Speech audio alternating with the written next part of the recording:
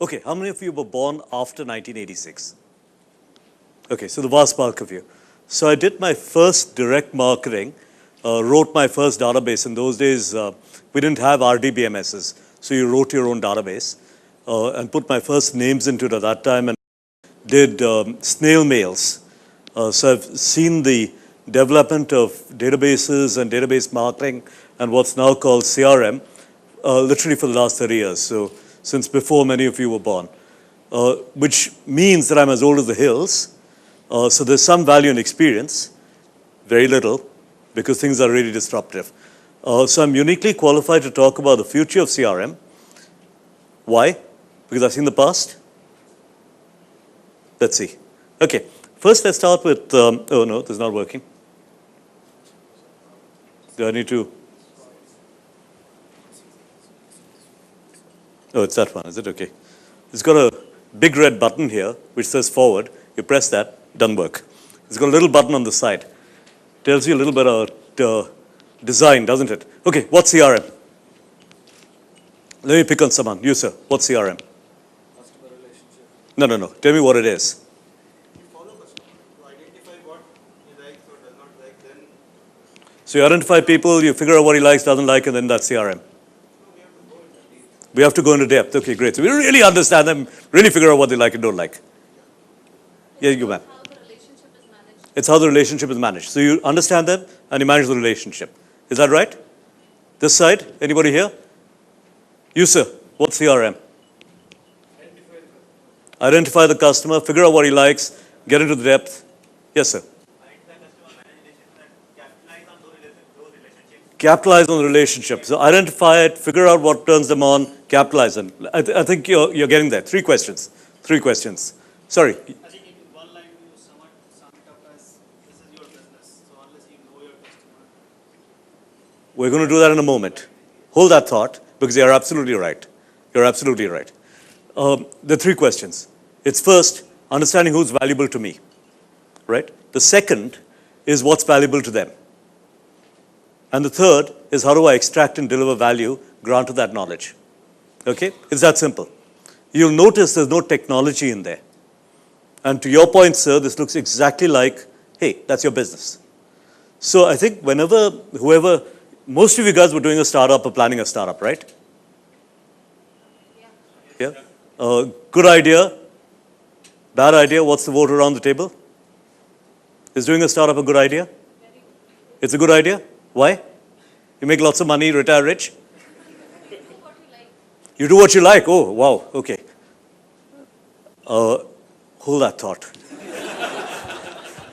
There are a lot of things you do in a startup that you don't like, at least that I don't like. So I would say it's a bad idea because then you end up being like him.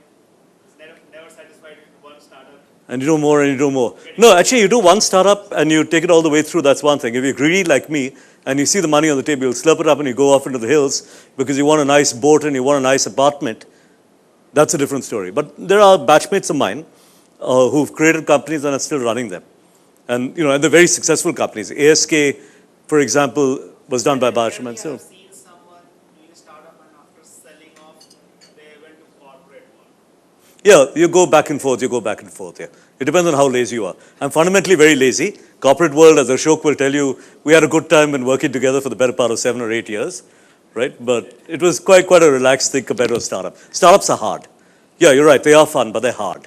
And they don't necessarily wind up doing what you like, but you do have a lot of fun. It's perhaps the most fun you can have with your clothes on. Okay, so that's what CRM is about. The reason I asked about the startup was basically because if you don't get these, don't do the startup. The gentleman on the panel was saying that, ideas are cheap and execution is everything. This is execution. And if you don't get this, if you don't really understand your consumer, which is a bit what Ashok was talking about in terms of getting to a digital strategy, which is figure out the consumer, what does he or she want? What turns him on emotionally, rationally? And how do you make money out of that knowledge? It's perhaps not a great idea doing a startup, okay? So CRM is important. Granted that, what's changed? So 30 years, you've been around, what's changed? Well, let's talk about it. We got 7 billion people on this planet. That's changed. Believe it or not, 30 years ago, we had only 4.5. That's a big change. This is going to go to about 10 or 11 billion, and then it's going to start falling. But the planet just has resources for about 8 billion. So there'll be a period of about 40 or 50 years, maybe longer, when there are 3 billion people too many on this planet. That's changed. Something to think about.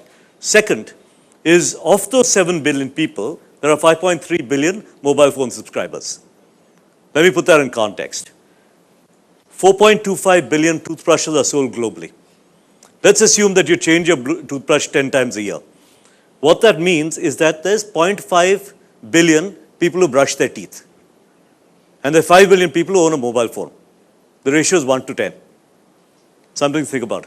Rather than doing a mobile phone app, maybe you should be doing toothbrushes. There are 3.16 internet users as of 9 a.m. It says today, actually it's 9 a.m. of Sunday last week. Of these, 1.25 billion are on Facebook. 3 billion videos are viewed daily on YouTube.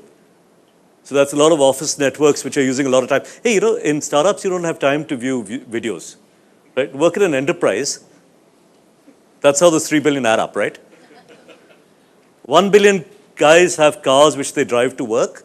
And let's put that in perspective. 1 billion cars and 294 billion emails sent daily. That's 1 billion cars owned ever in the lifetime of a 100-year-old industry. And that's 294 times that amount in terms of emails sent daily. Most of that is spam, right? So when we're talking digital marketing, remember what you're competing with every day. So every 60 seconds, you have 98,000 tweets, 695,000 status updates, 11 million instant messages, blah, blah, blah, blah, blah, blah, blah, blah, right? Hell of a lot of interaction, a lot of data. So that's changed. So what's changed? Number one is that the server farms have got a lot bigger.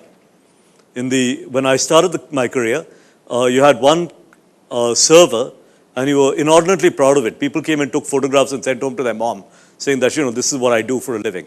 Now you've got these farms, and there are tons of farms, so that's kind of cool. These farms talk with all these new things, Facebook and emails, et cetera, et cetera, et cetera. And Google is sitting there in the middle of all that looking at everything, and so is Apple, right? Which is why they're so valuable. But that's not all that happens. So you've got Google, which is now on Google Now telling you, hey, your flight's on time, and so you should leave for the airport. Why? Because they read your email. Naughty guys, you didn't give them the permission. But you know what you did? How many of you guys have seen your Google dashboard?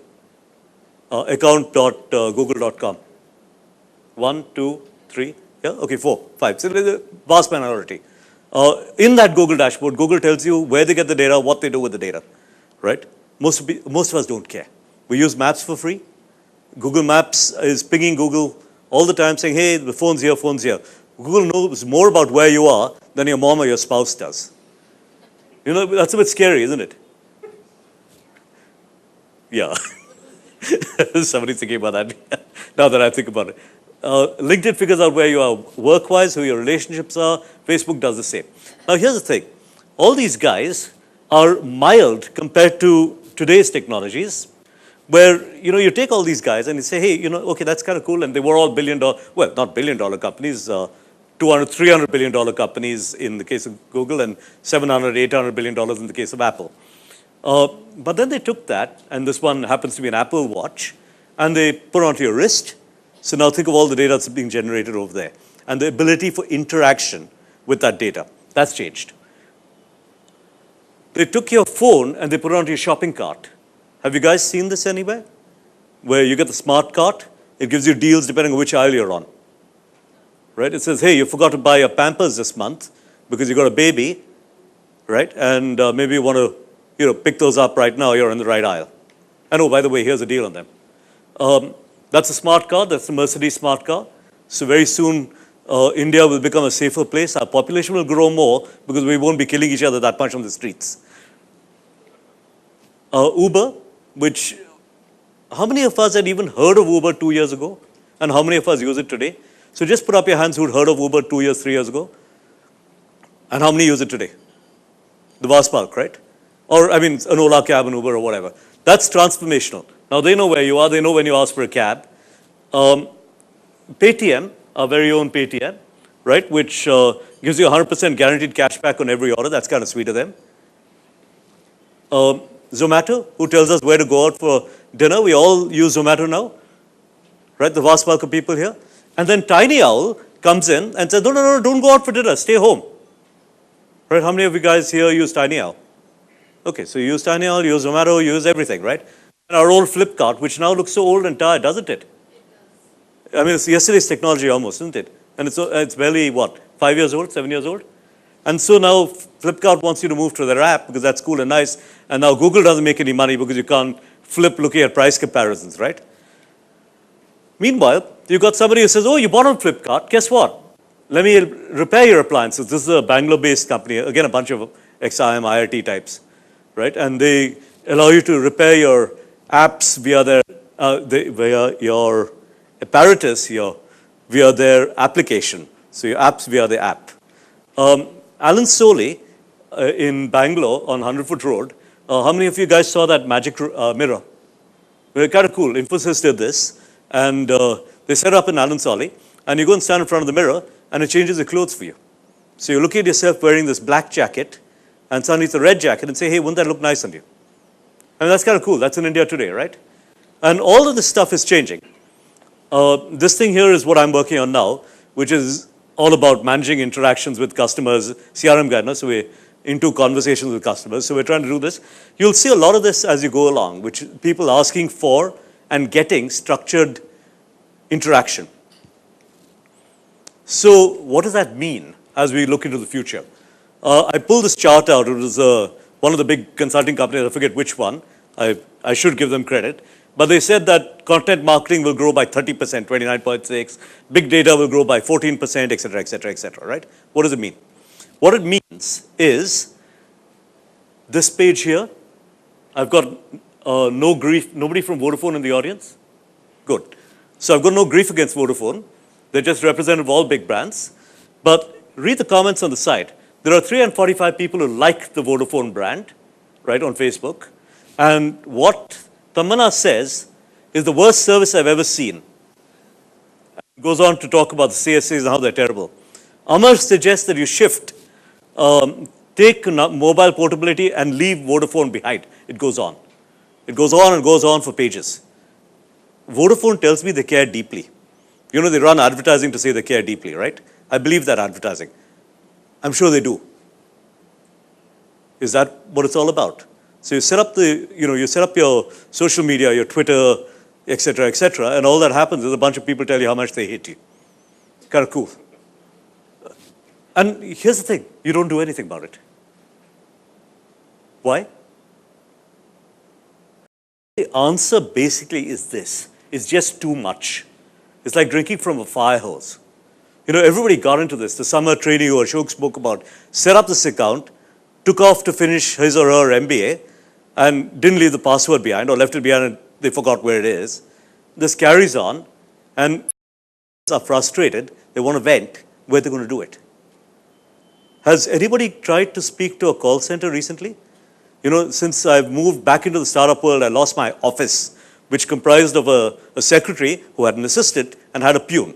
And so the secretary, I would delegate to the secretary saying, activate Vodafone account. And she would delegate to the assistant, who in turn would try the peon, and between them, they'd get me my phone. Right now, that's gone.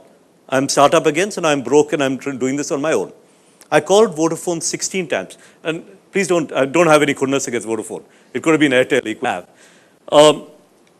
And what's happening also is the interaction context is changing, which is that previously, I would write a letter to somebody, and I'd sit back and wait for 3 weeks to get a reply. Right? And that was fine. Is that acceptable anymore? For most of you, certainly the ones who were born after I started working, that's completely unacceptable. I send out something, I expect an instant reply. Right? I think BlackBerry changed that. Right? I mean, 20 years ago, whenever BlackBerry launched, and I send an email, I expect a reply. I don't want to sit around. Right? Equally, I think what's happening has become all pervasive, which is right now, even as I'm speaking now, some of you have got your phones open, and that's okay, because your email is so important. Right? Think of all the meetings that you've had. When an email comes in, that email can wait. But you'll be rude to the guy in front of you because you're going and responding to your boss, who you didn't like anyway. Or your investor if you're a startup. But it's also becoming more distant. which is if you think about social, your ability to stay in touch with your friends. My kids have got friends all over the world because they, I mean, international schools, and then now they're abroad. One of them is abroad, the other one's going.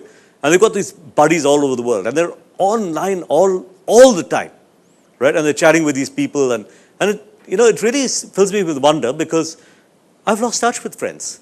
I rediscovered them thanks to Facebook, and now Facebook's become a dad thing, and what's the new thing which the kids use? The Snapchat, here, where you send nude pictures of, horrific. Anyway, I'm old, right? I mean, I find that horrific. At my age, with my shape, so would you. Anyway, what more will change? Because that's what the topic is for today. Well, new dimensions of technology that will come are those which enhance our gadgets and make them smarter. They've already done it with the phone. We've all heard of the Internet of Things, and now our oven is going to talk to our fridge, and our fridge is going to talk to the supermarket, and everybody's going to talk to the doctor, who will talk to the wife, and now she'll know what you're overeating. They'll enhance our cells. So that won't be a problem. Because as they enhance our gadgets, they'll enhance us. Have you guys seen the new, you've all seen Google Glass, you've all seen wearable tech, etc., right? Think of this. I mean, this pair of glasses enhances failing eyesight. It's an old technology. It's over 200, 300 years old, right? But it makes a huge difference. I couldn't see you guys without these. Okay? You couldn't see me, which is good, but maybe not so much for me, right? So technology like this will continue to proliferate, where they'll enhance our cells and our abilities to do things, and they'll do this mentally, physically, and emotionally, right? Technologies already exist today to help you sleep better. Have you tried that Apple iPhone gadget to help you sleep? If you're doing a startup, you probably need it. Or if you sleep well at night, you've got a real problem. But they're also going to help enhance our environments. There's all kinds of cool tech which is happening to help us figure out our artificial environments, like this green and red lighting, which is supposed to make us all feel good, right? And that's kind of cool because it's changing our environment. The AC changes our environment, but it's getting a lot smarter. The amount of technology which is going to AC plants now to get the temperature just right so that it's smarter, the building is smarter, etc., that's kind of cool. But even more so, the tech which is changing our natural environment, and if it doesn't happen fast enough, days of having a shower will be gone in 10 or 15 years from now in this country because there's no water. You know it in this city. When I was a kid in Bangalore, there were, I think, 1,100 lakes, and now there's 6. Right? The water's disappearing. The water level used to be at 3 feet below ground level, the water table, and now it's gone to something like 2,000 feet in most of Bangalore. Bangalore North, I think it's 2,000 feet or something.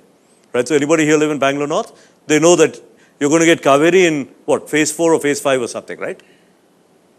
If they don't fix our natural environments, all this is moot in any case, because they're all going to be at war fighting for water and other natural resources. And simply another natural resource in short supply, including in this audience, is women. We're missing about 300 million women. An entire generation is gone in Asia. It's a scary thought. And about, I think 110 million of that is in India. So it's scary when you think of how resources are not going to be available to the people who are now children. But the other good news is it enhances every other field of human endeavor. Maybe we won't need water that much anymore because Levers is working on how to make themselves water-free.